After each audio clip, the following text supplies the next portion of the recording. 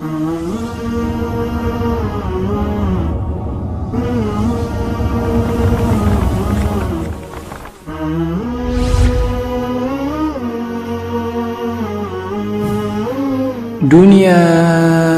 makaranta.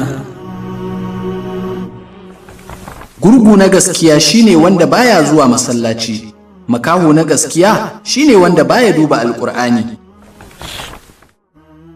Da zarar ka ji ƙarar wayarka, ka san wani yana so ya yi magana da kai ne. Kamar haka ne da ka ji kiran sallah, ka san Ubangijin kana neman ka.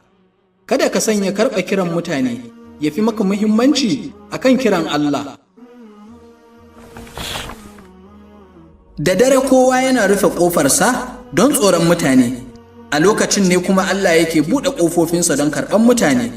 Ko kana ƙwanƙwasa ƙofarsa ta hanyar salloli da zikiri da addu'o'i da tilawa a wannan lokaci? Idan ka makara wajen aiki, kana jin kunyar shugabanka. Idan ka makara zuwa masallaci ko kana jin kunyar Allah,